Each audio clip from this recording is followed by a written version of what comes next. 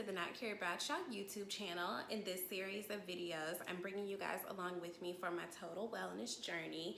And it is the week of Valentine's, so I figured I would talk a little bit about my personal struggles with romantic love and how they've affected my wellness and my well-being. If you watch the first video, I'm just kind of laying the groundwork to give you a little bit of like how I arrived here as a 32-year-old woman who's been single for a while. And I want you guys to understand and to know that there is a way to be happy while single, while also hoping and, praying or manifesting or whatever you're using to will romantic love into your life. I don't fucking know. I don't know you. But I randomly, not randomly, very divinely, met this really amazing woman in the most me way that you could possibly meet someone. I was live tweeting the Met Gala red carpet last year, and I was standing out over the patron saint of single women, Tracee Ellis, and somehow the Twitter algorithm led me and this woman to talking, and I don't know, fast forward, she's become one of my closest friends. She's a writer and a podcast host, and her entire platform is about being single, about changing the narrative of what it means to be a single woman in this day and age. And just from that chance or divine meeting on Twitter, she has hugely changed the way that I look at my single life. I think a lot of us as women, and especially from the South, and I think this is even more prevalent if you're Black. I don't know. I can't say that for sure. I'm Black, so that's all I know.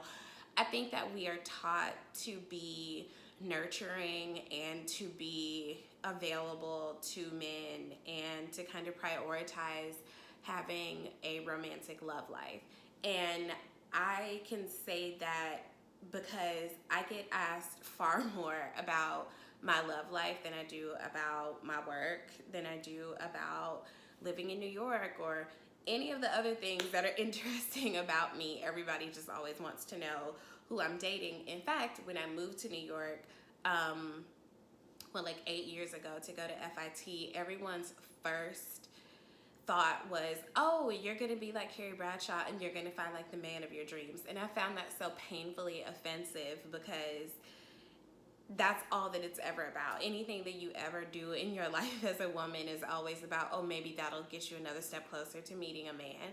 And that never really quite sat right with me. It never sat well with me that my life doesn't begin or matter to a lot of people until or unless I'm partnered. And most of my friends are partnered, most of my friends are married or have been in long-term relationships or are engaged and have babies and all of those things. And I sometimes feel like I just stick out like a sore thumb because that's just not a part of my journey right now.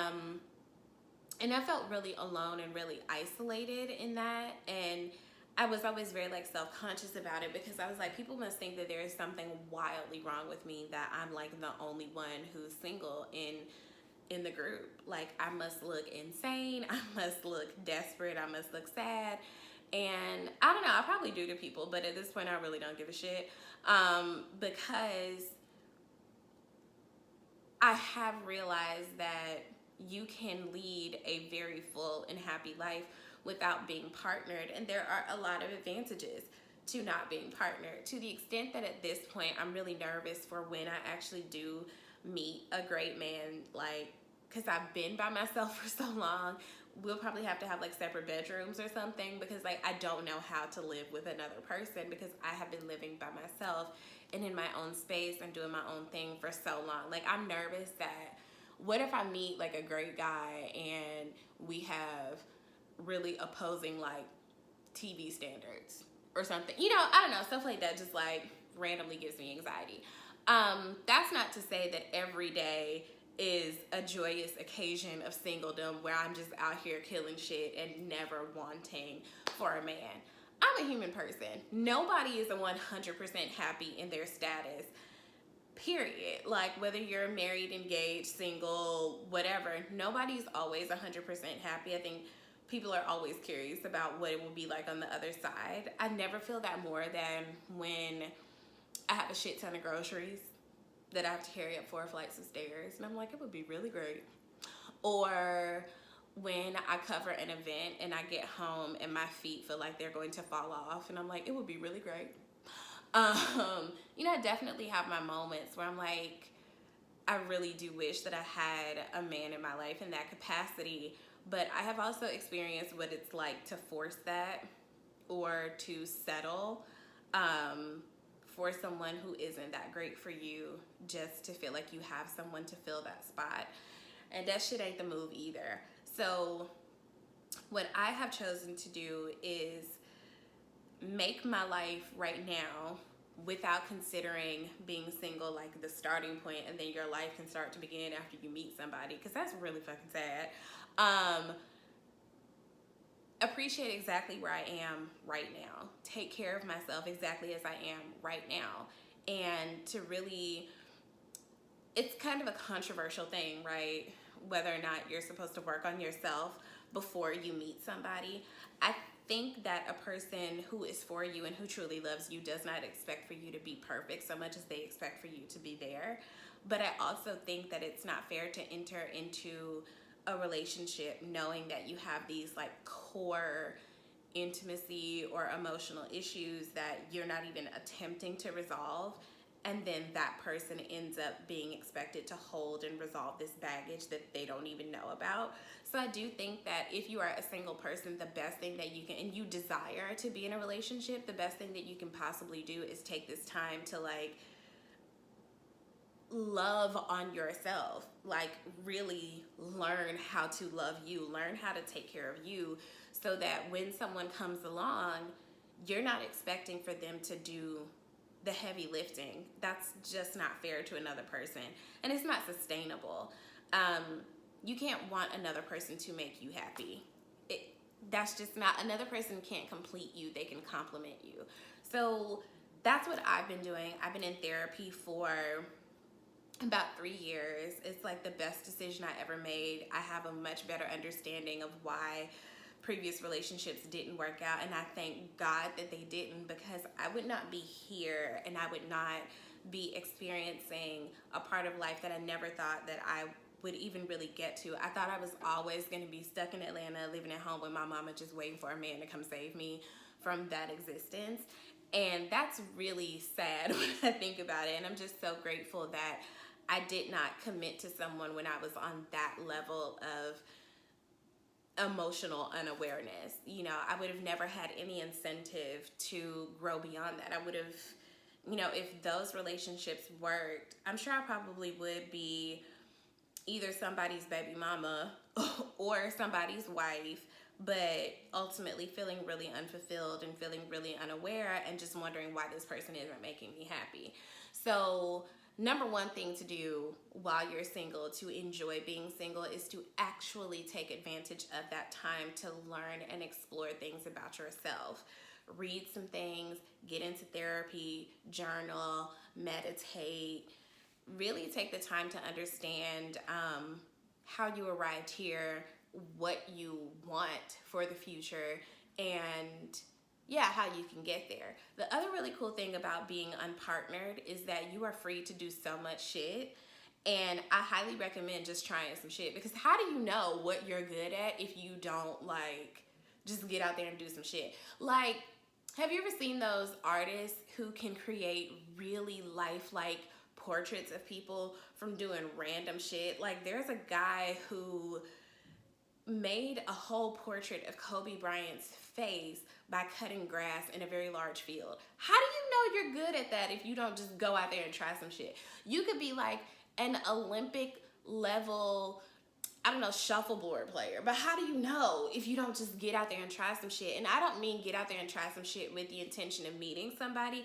I mean just go out and try some shit just so that you can have the experience and really like explore the world. I think that when you make a romantic relationship the sole focus of your life, you miss out on so many incredible experiences. like I said in the first video, some of the worst times I've ever had was when I went out hoping to meet somebody and I just completely missed what I was ever there to do in the first place. That's a really, it's like a tunnel vision kind of way to live, and it's not the way that I want to live. And I think the third and final thing, or way that you can be happy single, is that if you build your life to make it so full and so fantastical right where you are right now, by traveling, by learning yourself, by opening yourself up to receiving other kinds of love, you know, from like your friends and from your family. I can honestly say that I have some really awesome and amazing people in my life that I'm incredibly grateful for. And, you know, if you put all those things together and you start working on your passions and you start filling your life up with people and activities and, you know, wellness tactics and all of those things, once you start to really enjoy your life, you aren't so desperate for someone to come and change it. Your standards are actually much higher because you're not desperate for someone to come and save you from this awesome life. And that was such a huge life hack for me, because previously I felt like my life was just so empty and so terrible that I just would cling on to really bad romantic attachments because I just wanted an escape. I wanted a way out. You can't escape you though. And it wasn't until I started to look inward at myself and learn these things about myself and start actually taking care of myself that it became so much clearer to me why things did not work out with other people before, because they just were not in alignment with what my purpose is. And I no longer want to be with a person who isn't in alignment with my purpose, who does not add to my life.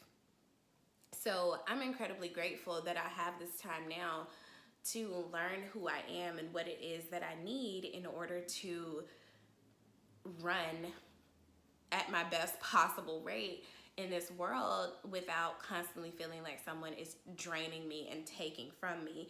This whole idea that you have to be someone's peace, that you have to nurture someone, and that you have to earn love in that way, that's a trap. You don't have to earn love.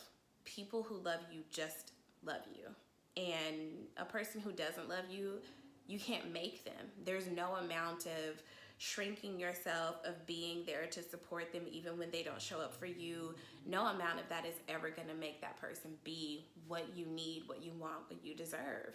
And I used to feel really resentful, and I used to kind of be mad at God that, like, why did you make me the person, you know, who's always without this one thing?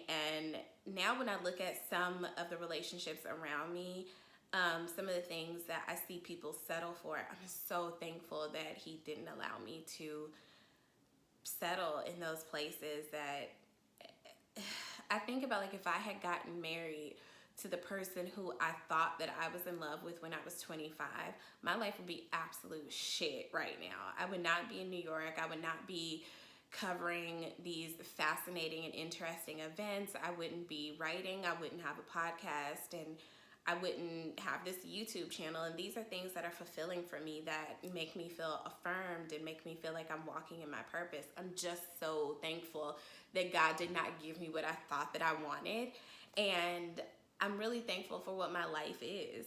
And, you know, sure, I won't, you know, have a Valentine's Day gift, but, or at least not from a man, because my mama gonna always send me something because she ride or die for a real nigga. But I have had that before. I've had the flowers and the candles, and I've had all those things before, and none of that compares to the fullness and the totality of who I am now and of the life that I have now. And I just feel incredibly grateful. So I'm gonna put some resources, some great things to read that Shani has written about being single, about like kind of changing the narrative and changing your mind about what you may be thinking in terms of your single life. And I'm gonna put those in the description because I really want you guys to not feel like you're waiting for your life to start before you meet a man. life can be great before and during and after, but you're not at some sort of magical starting line where you're just like waiting to take off once you get partnered. That's just not a thing. Like, you're alive today, right now. So find ways to enjoy that and to be happy about it and to make it full. So that's my advice on how to be happy single. Yeah, I don't know. Let me know what you guys think. Drop down in the comments. Let me know. I'm happy to answer questions and let y'all in on a little bit of my business if that helps you. So like, comment, subscribe, share, send money. Make sure you sign up for the wellness newsletter, and we'll talk soon. Bye.